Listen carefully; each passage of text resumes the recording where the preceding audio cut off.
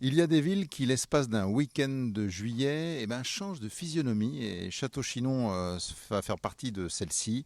Ce sera du 24 au 26 juillet prochain. Il y aura même un coup de projecteur un peu en avant-première. Et c'est l'association nivernaise Sénéquanon qui déploie pour la deuxième fois son festival Hisser l'étoile. Et avec lui, il y a un très beau tapis rouge qui n'a rien à envier justement à celui du Festival de Cannes. 7 programmes de court-métrage, des avant-premières, justement venus de la Croisette, et puis un hommage rendu sous les étoiles, un ciné-tango qui va mêler bandoneon et pellicule, jusqu'à un ciné-conte pour les tout petits. Et ça va se dérouler au cinéma L'Étoile, il y a l'auditorium Condorcet, et puis un grand écran planté en plein cœur de ville, tout un territoire, voilà, qui est mobilisé pour la circonstance et qui va se mettre à l'heure du 7e art. Et pour nous en parler, William Robin, directeur de Sénéquanon. William, bonjour. Bonjour. Merci d'être avec nous. Alors, plein feu sur cet événement. L'année dernière, on braquait les feux des projecteurs justement sur la première édition. Donc le 7e art au premier plan à nouveau. Pour cette deuxième édition, qu'est-ce qui a changé? Qu'est-ce qui a peut-être mûri pour faire en sorte de dérouler ce fameux tapis rouge à Château-Chinon? Écoutez, on repart un peu sur la même formule, mais je crois que cette fois-ci, on a un peu plus d'avant-première avec des invités. On a toujours cette sélection de cours avec ce coup de cœur du public. Mais voilà, le festival reprend petit à petit ses marques. On était en tâtonnement l'année dernière, c'est bien passé. Donc voilà, maintenant qu'on sait qu'on est installé, on aura plus sur les questions formelles et logistiques, un peu des choses qui vont être plus implantées. C'est-à-dire tout ce qui était de l'ordre de l'exceptionnel l'année dernière, comme la petite zone devant le cinéma pour les food trucks et comme un peu le petit coin pour manger, se restaurer, etc., va être fixe durant toute la durée du week-end. On aura aussi l'an dernier on avait un atelier cinéma. Là on aura une initiation à la réalité virtuelle qui se fera dans le hall du cinéma le samedi après-midi.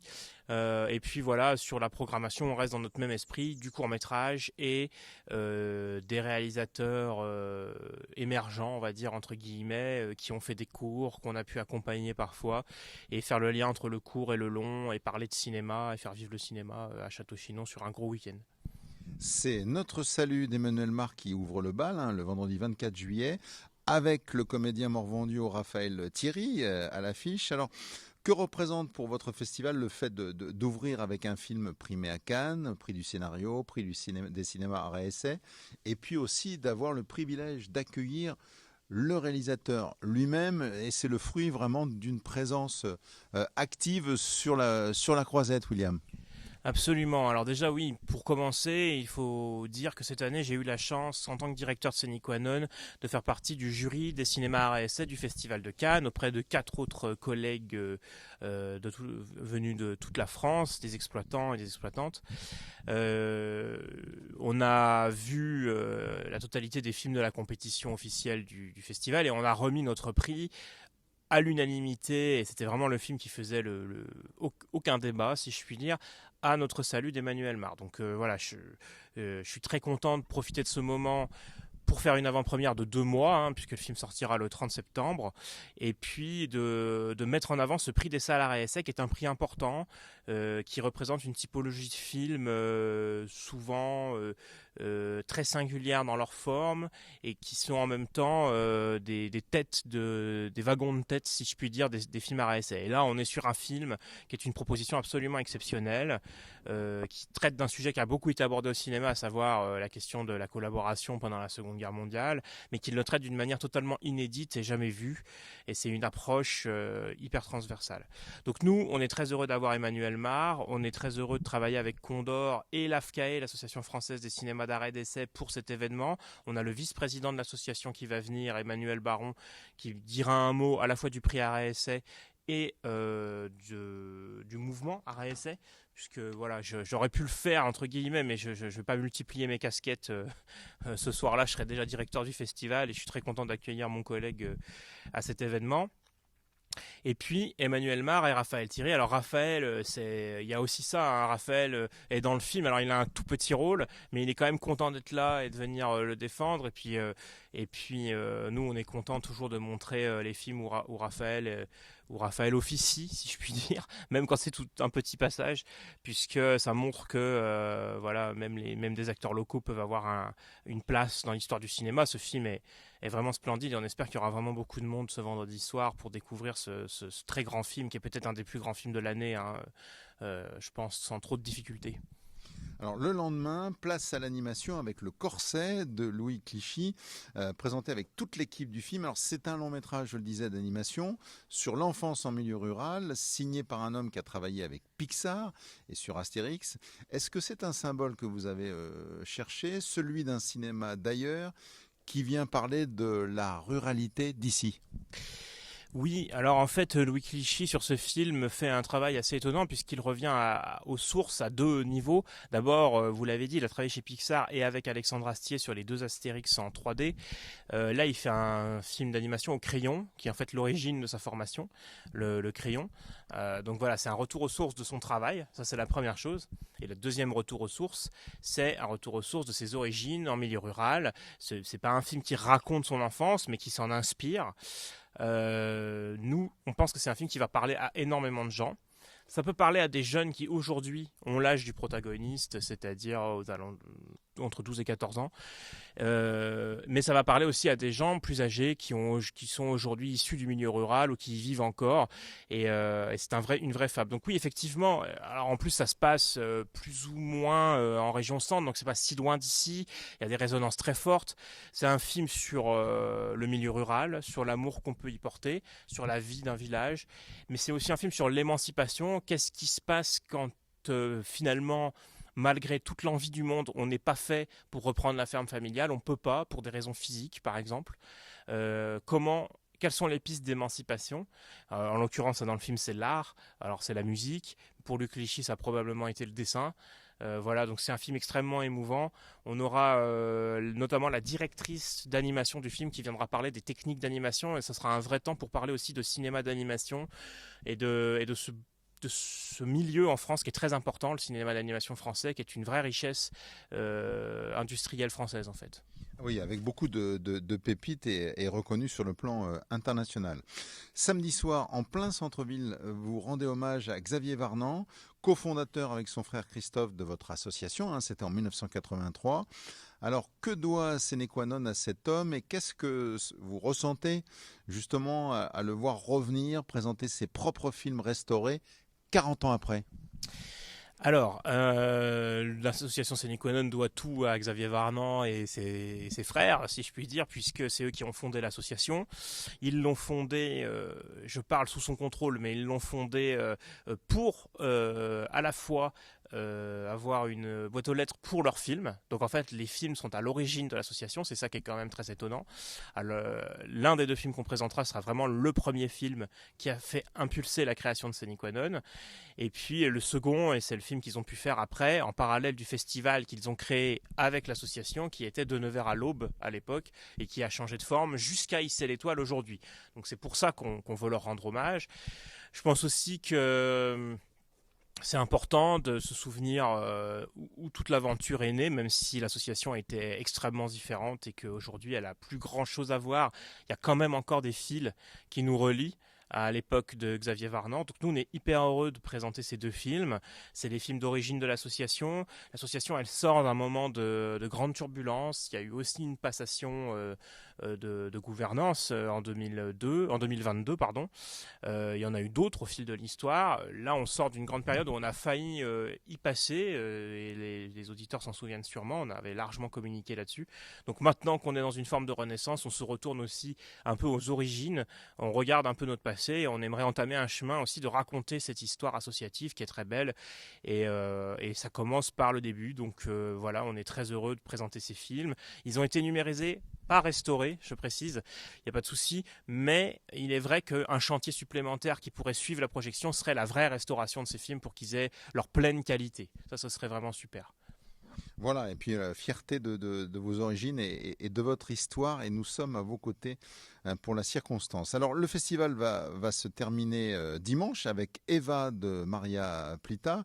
C'est un drame grec de 1953, film inédit en France, qui sera présenté par Gérald Duchossois. C'est vraiment la cheville ouvrière de Cannes Classique. Comment un festival comme le vôtre, né dans le Morvan, arrive-t-il à nouer ce genre de collaboration avec le patrimoine mondial du 7e art? Alors ça tient à plusieurs choses. Il y a deux films qui sont présentés. Donc vous l'avez dit, le long métrage c'est Eva de Maria Plita, qui est un film qui a été présenté dans sa version restaurée pour la première fois à Cannes Classique cette année. Donc là on sera sur probablement la seconde projection du film. Donc ça c'est déjà une grande fierté. Donc ça, ce lien-là, il est fait grâce à l'implication que j'ai pu avoir dans le milieu du cinéma de répertoire et mon lien avec Gérald Duchossois, donc responsable de Cannes Classique comme vous l'avez dit, et avec qui m'a mis en lien avec Cinema Ritrovata, donc la fondation de Martin Scorsese, et la Cinémathèque de Bologne qui restaure beaucoup de films du monde entier. Donc c'est eux qui ont restauré ce film et on est très heureux de le proposer. C'est une réalisatrice grecque, Maria Plita. On aura une vidéo d'ailleurs d'une chercheuse grecque qui a fait tout un travail autour de son œuvre et qui a porté la restauration du film. Donc on est très heureux d'être en communication avec elle. Voilà, ça va être un très grand moment. Et par ailleurs, ce film sera accompagné d'un court-métrage de Frida Liapa, un court-métrage de 45 minutes en fait, que j'ai découvert en étant en lien avec la Cinémathèque d'Athènes, cette fois-ci, directement, qui restaure aussi des films. Je les ai rencontrés au Festival Lumière il y a plus d'un an maintenant. Et en fait, on a noué un lien assez fort et ils m'ont envoyé des films pour voir si éventuellement il y avait des choses qui pouvaient nous intéresser pour le festival. Et voilà comment ce programme est né. Deux films très rares, deux réalisatrices. Le long métrage est des années 50, le court est des années 70. Les films se répondent. Deux films assez féministes. Eva, c'est un mélodrame un peu dans la veine de Grémillon, par exemple. Et le court métrage, c'est un film politique sur la dictature des colonels, en sous-texte évidemment, qui devient le sujet principal du cinéma grec un peu révolutionnaire, si je puis dire, dans les années 70 notamment. Et on est très heureux de présenter ces deux films, deux réalisatrices grecques, présentées par une chercheuse et par Gérald, qui connaît les deux films d'ailleurs, et qui est très heureux de venir. Et pour nous, c'est une grande fierté d'accueillir le responsable de Cannes Classique, évidemment, pour cette clôture, qui sera un moment magique de cinéma. Et j'espère que plein de gens viendront découvrir ce film, ces films absolument magnifiques. Vous avez créé une séance talent en cours où l'on retrouve Raphaël Thierry aux côtés de son neveu et de sa nièce dans Balam Balam. Quelle place vous voulez donner donc dans ce festival Hisser l'étoile aux jeunes talents et au cinéma qui se fait ici, chez nous, en région? Alors nous, c'est un peu la veine de sine qua non d'accompagner les jeunes talents. Ça faisait quelques années que malheureusement notre accompagnement était plus modéré puisque on était en difficulté pour trouver la bonne formule de festival. Maintenant qu'on retrouve un peu un pied-à-terre et un rythme, on va essayer de repartir sur l'accompagnement des jeunes talents. Alors l'accompagnement régional, on l'a toujours fait en partenariat avec l'association des professionnels de l'audiovisuel de Bourgogne-Franche-Comté, La Part. On est très heureux de proposer ce programme talent en cours avec Balam Balam.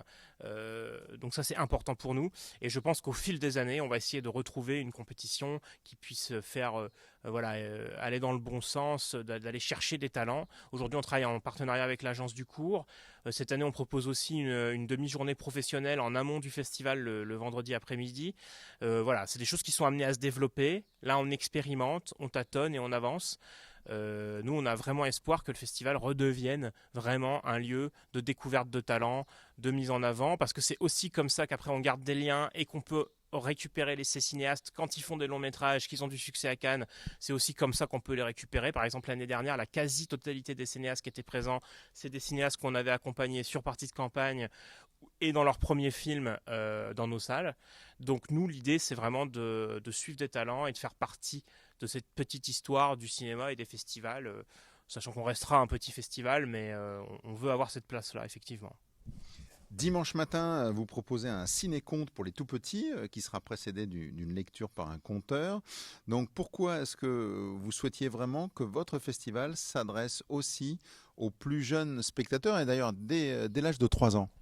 Absolument. C'était un peu le point noir, entre guillemets, l'année dernière, c'est qu'on n'avait rien pour les petits, ni les tout petits, qui sont des spectateurs à part entière. Là, on veut absolument reprendre ce fil-là. On redémarre plus ou moins modestement. On a ce temps-là de conte qu'on espère qui sera fort, qui sera rempli de familles et de jeunes enfants. Et on a le corset qui s'adapte aussi à un jeune public, même si là, pour le coup, c'est un peu plus âgé que 3 ans. Pour nous, c'est important que sur ces temps de festival, il y ait l'ensemble du public qui puisse être représenté, que ce soit des habitants du territoire, Château-Chinon et les alentours, que ce soit l'ensemble des personnes, des touristes qui sont là, et plus largement des gens qui pourraient venir d'ailleurs du territoire nivernais, intéressés par notre programmation. Pour nous, le court-métrage, il existe très fortement dans cette création pour les tout-petits, donc c'est aussi important que ce genre de films qui existent pour les tout-petits et qui sont aussi des créations artistiques impressionnantes avec plein de talent, elles existent au festival.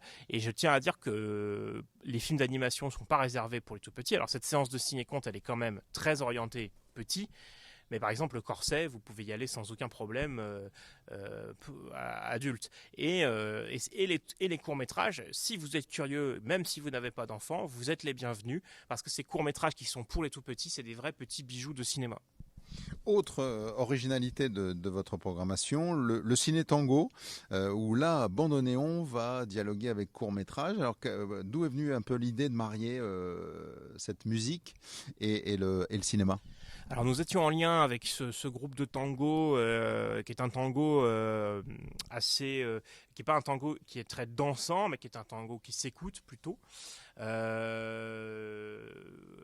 D'ailleurs, une grande partie des musiciens sont aussi musicologues. Enfin voilà, c'est un tango, voilà, on va dire, je mets des grosses guillemets, mais très sophistiqué.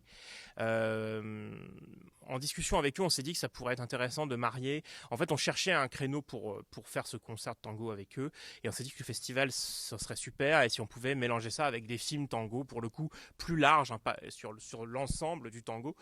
Et on est très heureux de ce programme.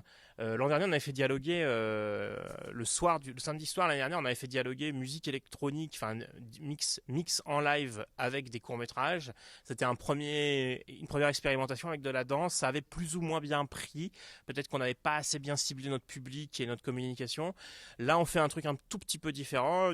Voilà, si des gens veulent se lever et danser, ce sera évidemment le bienvenu dans la salle, comme l'an dernier, mais il y aura vraiment une possibilité d'écouter ça tranquillement assis, et on fait pas les films en même temps que la musique, on alterne, on fait une demi-heure de concert, une demi-heure de film, une demi-heure de concert, et donc voilà, on espère que cette proposition sera bien. Elle est juste avant la clôture, donc on espère que voilà, ça va toucher les gens, et que ce temps de musique qui est aussi important pour Séniconen, puisqu'on a une vraie histoire avec la musique dans tous nos festivals. Avant, il y avait des concerts, donc on essaye de conserver un tout petit lien avec le monde musical. Voilà, vous essayez de retisser le lien justement, et notamment avec les bandes originales de films. Alors cette année, vous délocalisez une partie aussi du festival à Ouroux en Morvan. Hein. Ce sera le 19 juillet, avec une projection en plein air de ce qui est devenu maintenant un film culte et aussi qui fait partie de l'histoire du cinéma. C'est E.T. L'extraterrestre. Donc voilà, alors... est-ce que c'est l'envie encore d'être au plus près du territoire, dans la proximité pour Sénéquanon? Absolument, cette séance de préambule existait déjà l'année dernière. Ça nous tient vraiment à cœur de maintenir une journée complète de projection à Ouroux. Donc cette année, 4 projections de courts-métrages, de programmes qu'on a constitués à la fois un petit peu à partir de quelques films qui seront aussi à Château, mais aussi de films qu'on aime énormément, qu'on a accompagnés pendant des années à Ouroux, au festival Partie de campagne notamment. Donc 4 programmes, hein, tout l'après-midi, 14h, 16h, 18h, 20h, si je ne dis pas de bêtises. Et le soir, projection plein air, comme à notre tradition, à Ouroux en Morvan, à côté de la salle des fêtes, sur le bas du village. E.T. Alors c'est l'année, on s'est dit qu'E.T. c'était le bon moment parce que le Spielberg vient de sortir, Disclosure Day, ça fait une résonance qui est assez forte, surtout que les films dialoguent entre eux. Et E.T., ce sera l'occasion pour nous, alors il y aura un petit court-métrage avant, mais ce sera l'occasion pour nous pour E.T. de parler de cinéma parce que E.T. c'est le film de Spielberg dont il dit lui-même qu'en fait quand il sait plus comment faire un film, il le regarde parce que c'est un film qui est plein d'idées de cinéma pur. Et pour nous, c'est vraiment l'occasion de parler de mise en scène. Spielberg, c'est parfois le bon cinéaste pour le faire, souvent même. Et là, c'est vraiment le film absolu pour ça. C'est un film familial et on est très heureux de le présenter. Et ça sera l'occasion pour nous de dire un mot avant le film, de parler de mise en scène. On n'en parle pas si souvent dans les débats en salle, de parler de comment on construit une histoire, comment on raconte une histoire. Voilà, c'est un des plus beaux films pour ça, qui a 1000 idées à chaque plan.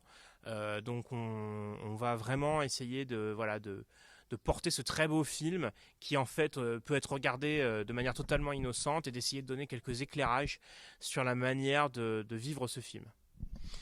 Le Morvan a récemment été classé réserve internationale de ciel étoilé. Alors, vos séances de plein air qui sont gratuites vont se dérouler sous ce ciel-là. Est-ce que pour vous, finalement, c'est un plus, c'est une valeur ajoutée pour votre programmation, l'idée que le cinéma, ça se regarde ici et aussi le nez levé vers les étoiles? Absolument, alors déjà dans ces temps caniculaires ou pour les quelques salles pour les salles qui n'ont pas la climatisation, c'est aussi une solution de proposer ces solutions plein air pour que les gens puissent profiter quand même sur certains territoires d'avoir des séances un peu plus au frais, déjà pour commencer. Mais on a toujours fait le plein air, même largement en dehors des temps caniculaires. En fait, le plein air, c'est une manière de surbooster l'expérience cinéma, c'est-à-dire que d'un coup on est tous ensemble, mais plus dans la salle sombre, fermée, mais à l'extérieur, avec de la vie autour de nous, avec d'autres typologies de lumière. Vous l'avez dit, les étoiles, il y a d'autres choses. Et c'est un moment de partage très fort. Ça vient renouer des liens et ça vient redonner le goût du cinéma, de revoir des films souvent qu'on a déjà vus. Mais parfois certains viennent les découvrir aussi. Pour nous, c'est une des plus belles propositions qu'on peut faire en fait l'été, ce plein air, ce cinéma plein air. Et on serait, pour nous, ça complète complètement l'expérience salle. Ça lui redonne une force. Et je pense que c'est le bon endroit aussi pour revoir des films ensemble et retrouver cette importance de voir des films ensemble. Là, tous les plein air qu'on a fait depuis le début de la saison, on a autour d'une centaine de personnes. Et l'air de rien, quand on est 100 personnes devant une comédie, par exemple, ça rit plus fort, c'est plus agréable, c'est plus vivant. La typologie des cinémas qui maintenant, on est contraint d'étaler les séances. Alors heureusement, on a encore des salles qui sont pleines, qui sont bien remplies, mais parfois c'est moins le cas. Et en fait, l'expérience de cinéma, parfois, elle s'oublie un peu. Cette expérience vraiment collective, large. Et là, ça permet vraiment de la recréer de manière quasi systématique. Qu'est-ce qu'il faut, et ce sera ma dernière question, William Robin, qu'est-ce qu'il faut souhaiter donc à Sine Qua Non pour cette deuxième édition de son festival Hisser l'étoile? Il faut nous souhaiter une édition qui soit satisfaisante pour les spectateurs et les spectatrices, c'est-à-dire qu'ils soient nombreuses et nombreux, que la qualité de notre travail à l'année pour préparer ce festival résonne à ce moment-là. Et voilà, qu'on arrive à créer ce temps qui est beaucoup de travail pour nous, et que ce temps prenne à Château-Chinon et que les gens s'en saisissent et que ça devienne aussi leur festival. Donc en fait pour nous cette deuxième édition, c'est une édition de montée en puissance. Donc nous, ce qu'on veut aujourd'hui, c'est remplir nos salles évidemment, mais au-delà de simplement les remplir, c'est que les gens s'accaparent ce festival, en fassent un peu leur rendez-vous de l'été. Et voilà, de courts-métrages, de découvertes de talents, d'échanges autour du cinéma, de grandes fêtes joyeuses du cinéma, c'est ça qu'on veut créer. Et on espère chaque année maintenant qu'on va retrouver le fil des spectateurs et des spectatrices et de l'envie de remplir les salles de Hisser l'étoile.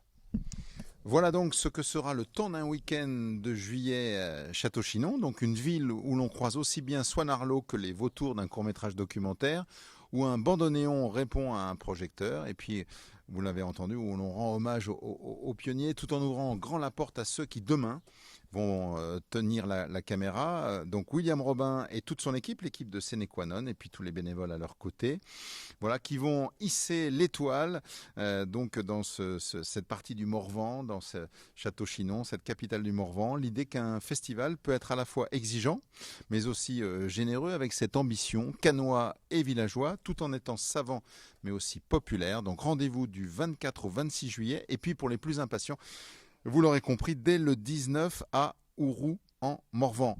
Merci beaucoup William Robin. Merci à vous.